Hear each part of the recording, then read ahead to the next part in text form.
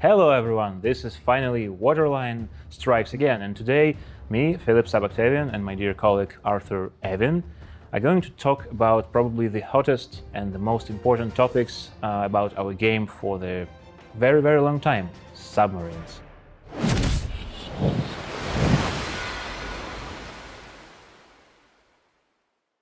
So, as you may know, we had announced Submarines not too far ago at Gamescom, and we've told you already about the testing stages. The first testing stage, Super Test, is already ongoing and almost over. The next testing stage that we're going to go to is going to be a progressively open beta test for the class.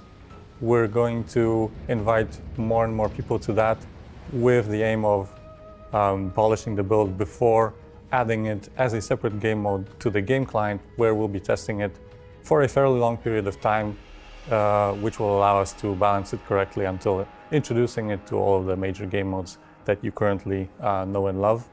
All of this will give us a lot of time to really test out all of the kinks and give everybody a chance to try out and to give feedback for this new class in the game. So right now we're arriving at beta test stage, and what's the most important is that if you want to take part, you need to find the latest news on the portal, and by the way, the link to this news in the description of this video, and basically just press the I want to participate button, and that will leave your application with us.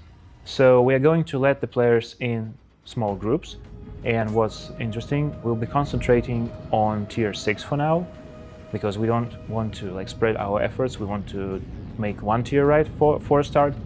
And also, this beta testing will be conducted in several prime times. You will know about this from the further news. So we can concentrate a lot of players one time, and we have enough people to test both submarines and other classes that will counter them. And of course, while the most important reward for the testing is the exclusive opportunity to test the new class among the first ranks of players, you will also be able to earn some pleasant bonuses for your main account.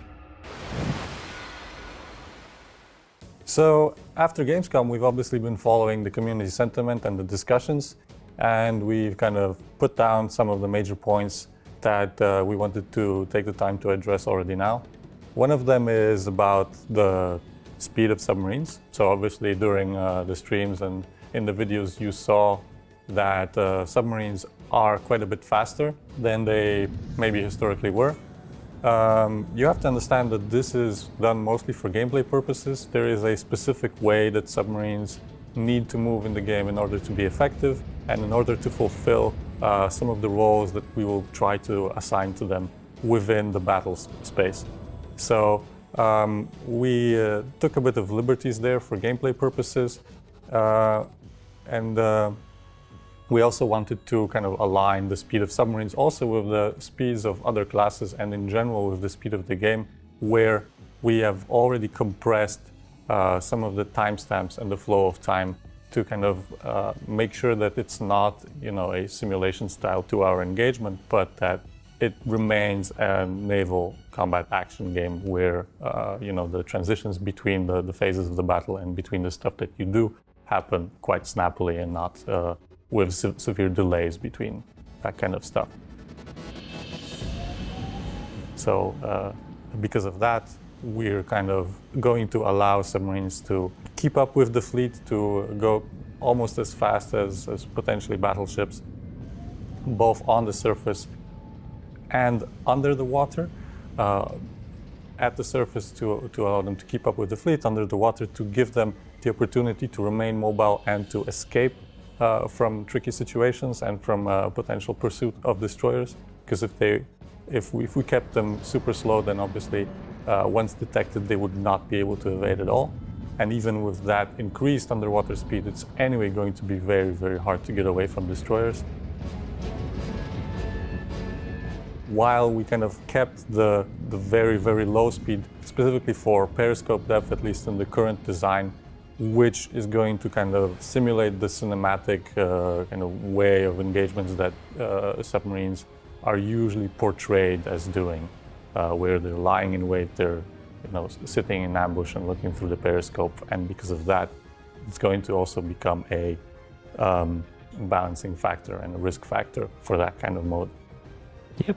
And despite this speed scaling, submarines still, their specs are not going anywhere. They're still our most fragile ship class in our game, which means that even with the scaling and even with these gameplay conventions, your main role will be like very stealthy and risky gameplay with a lot of planning and positioning, which will be the main core gameplay of submarines. So one of the other points was about submarines having active sonar, and this kind of sonar wave that we've shown as being available after you launch your torpedoes at periscope depth. So the reason we did that is kind of to simulate and to convey the idea of how submarines were planning their attack runs, or how submarine commanders were plotting, the courses of their torpedoes while they were lying in wait and remaining invisible for their prey.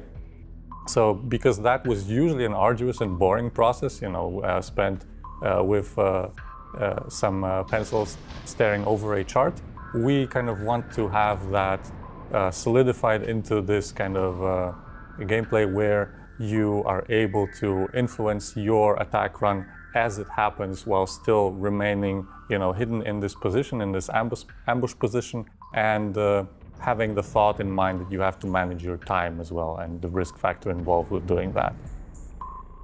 Yes, and we basically get rid of this fire and forget torpedo gameplay style, which is okay for destroyers, but it will not be immersive for submarines. Yeah, it's also a differentiating factor that will kind of separate submarines from destroyers a bit. Another point you guys raised was the question about matchmaking. And while, of course, right now we're just entering beta test and it's too early to make 100% reliable solid conclusions, we can confirm that on beta test there will be like 2 or maybe 3 submarines per team limit. Of course, it's done to maximize the amount of players who can test submarines while keeping other classes' proportion in check for the sake of balancing. But as for live server, we aiming at 1, maybe 2 submarines per team currently. Yeah, that sounds reasonable. Actually, having 1 or 2 of them per side potentially allows us to keep the dynamics of the battle and make sure that we have the right amount of influence that they have on the outcome of that battle. So one of the other points that was raised was why hydroacoustic search does not work against submarines at the deep underwater level. The answer is fairly simple. Right now, we believe that that would be too much of a hard counter to submarines, which will anyway be very much at risk of being, attacked by destroyers in various means, including destroyed by depth charges.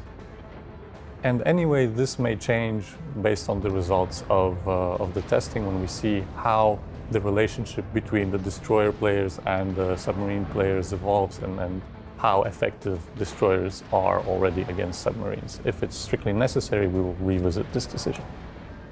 Yeah, speaking about depth charges, one of the most popular questions was why do we give depth charges only to destroyers for now? So there are 2 main reasons for that. First of all, while we are okay with making some gameplay conventions, and gameplay is always the most important thing, we would like to keep it historical, and historically most destroyers carried depth charges, not other ship classes, and even if other ship classes did carry these charges, it was not their main combat role.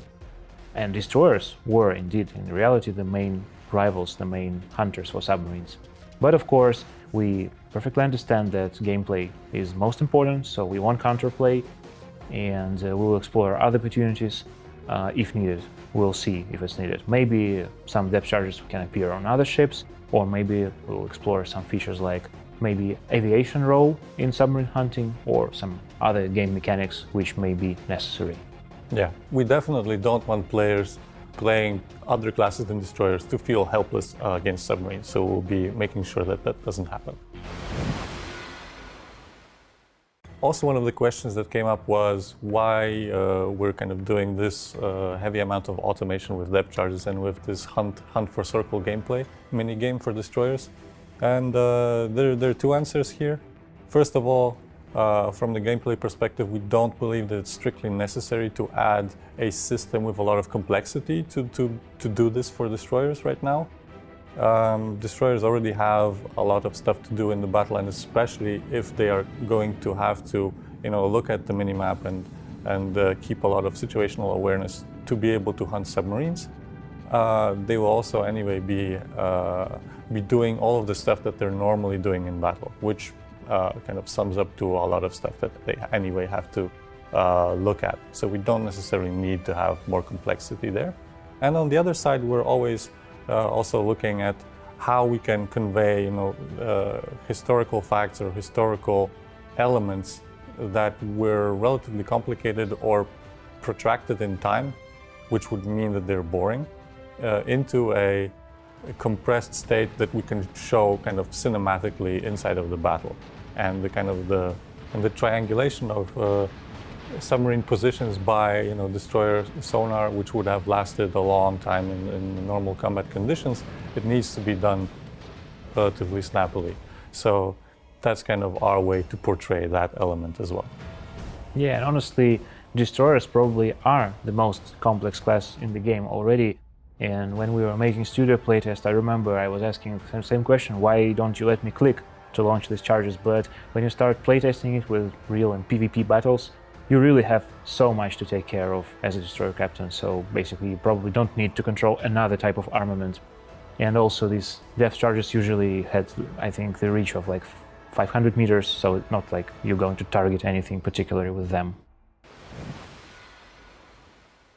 So we're very happy to see that you guys were really excited for this new class after our announcement, and thank you for that.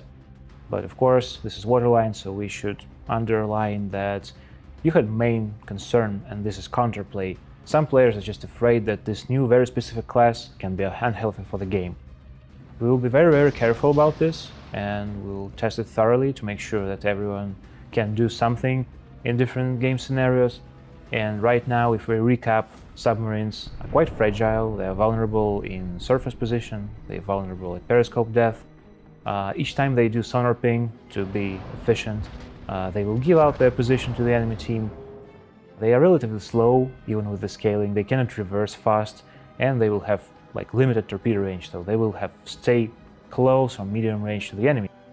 And all of this combined with testing, with further testing, we really hope to introduce like very risk versus reward class with thrilling gameplay, but at the same time, we want to make sure that all other classes, all other players will have some counterplay, and this interaction with submarines will be exciting for everyone.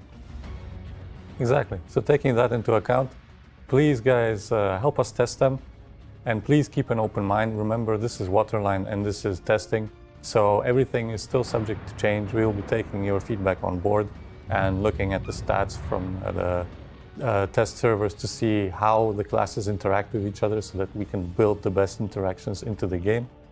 And with that, we hope to see you in the test servers. And once again, please visit the news article, the link in the description of this video, press the button, apply to the test, and we'll see you soon on beta. Bye.